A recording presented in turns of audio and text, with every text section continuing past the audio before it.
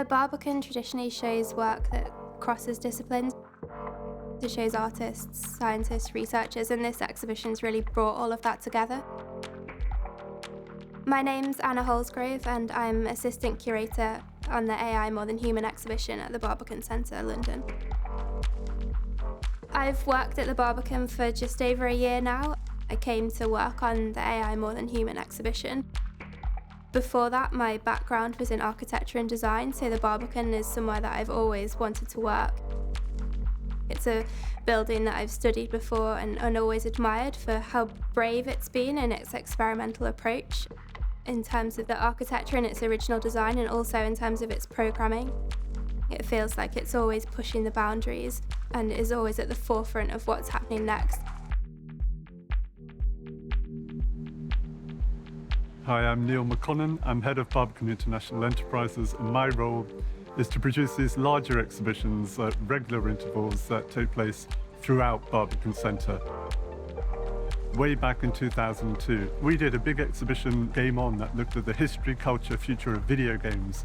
Then we followed that with Watch Me Move, that looked at animation. Then last year we did a show of science fiction. So this, in many ways, AI More Than Human is a kind of logical conclusion to all of those interactive, culture-orientated exhibitions. AI is like a key marker of the zeitgeist. It's what's really happening right now, so this exhibition has been the perfect opportunity to marry the work of artists and scientists, musicians. It's a really broad survey of AI from the beginning of time to the present day.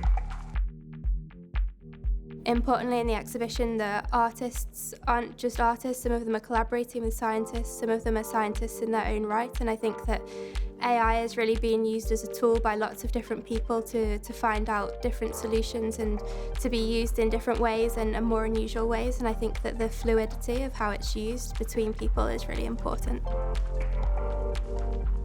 It's been a real privilege to be able to tell their story. These are people who are doing cutting-edge research into the technology of tomorrow, but they're people who've perhaps never considered showing their work in a museum or a gallery setting, so we've had to work really closely with them to find out what their story is and how we can tell that to a public audience.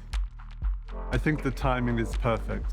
AI is really at the forefront of everyone's minds at the moment. I think whether we're aware of it or not, the extent to which we're all complicit in our daily lives with AI. So this exhibition is really asking questions.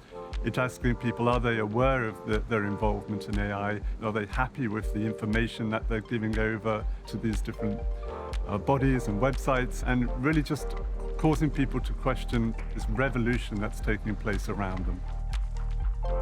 Curating the exhibition's been a challenge. It's been exciting, but it's been challenging. There isn't a collection of AI. You can't go to a museum that already has this existing AI collection. It's all about reaching out to new people and having conversations with the leaders in this field.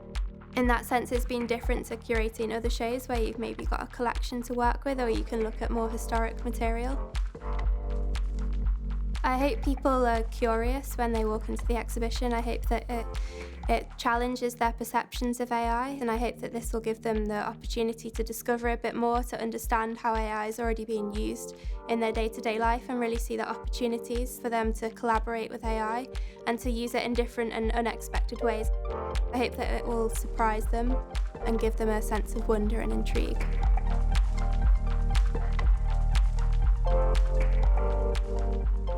Hyundai Motor, connecting art and technology.